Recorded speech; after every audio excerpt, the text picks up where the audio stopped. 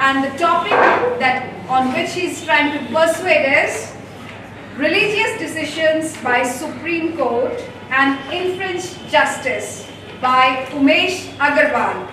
Umesh Aggarwal, religious decisions by Supreme Court and infringed justice. Welcome. Thank you. Justice, justice, justice.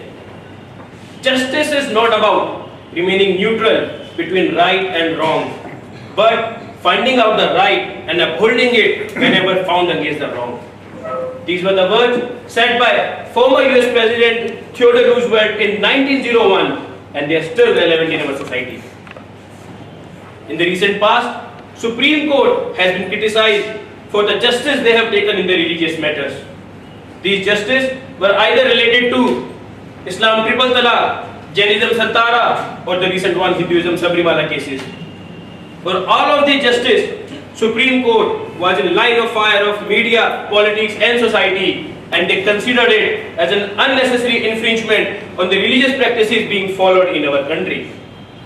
Today, I would put some thoughts around this justice process and would like to ask my friends to help me decide whether this infringement is justifiable or not.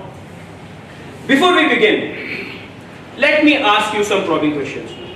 Forget about the religious matters. What will happen if we don't have Supreme Court in our country? Or what will happen if we have a Supreme Court but is not authorized enough to take larger and stronger decisions? Or if we have a stronger Supreme Court, what will happen if they are not authorized to take religious interference?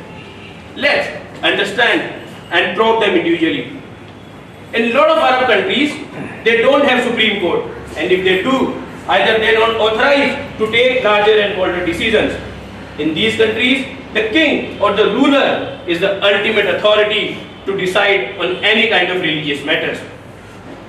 Do you know these are the countries where a girl of 9 to 12 years of age can be forcefully married, as there are no rules of marriages by law in these countries.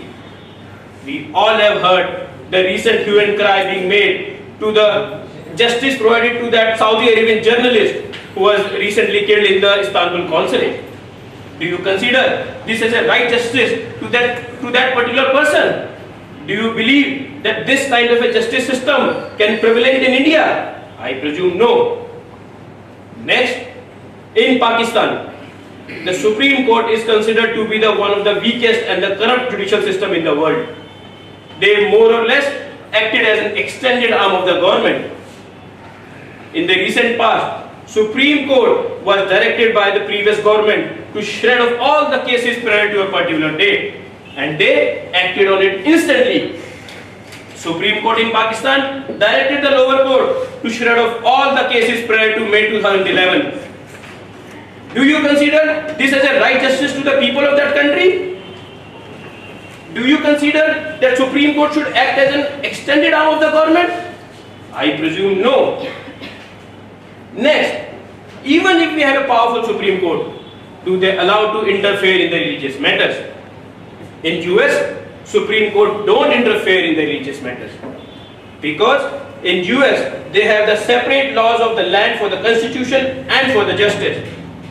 In US, there are separate religious legal councils who are authorized by the government to take decisions in the religious matters. Unfortunately, in India, we don't have such religious councils. We have a problem, but fortunately, we have a solution to it. Our constitution has enabled Supreme Court with Article Section 24 and 31 that allows every individual to follow the religious practices of whatever their choice. And it is an honor of the Supreme Court to protect the right for every citizen of our country. Therefore, my dear friends, I would like to conclude that every religious practices are developed and framed in a particular set of social circumstances.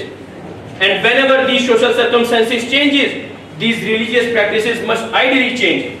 And if they don't, there should be some initiator who should enable these changes.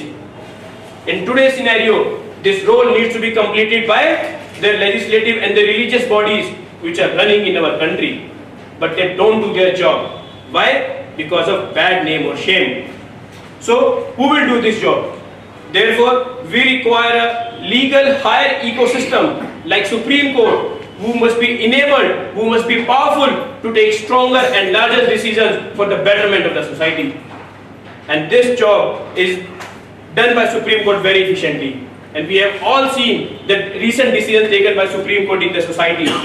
Either they are related to adultery or Section 377 or the recent Sabrimala case.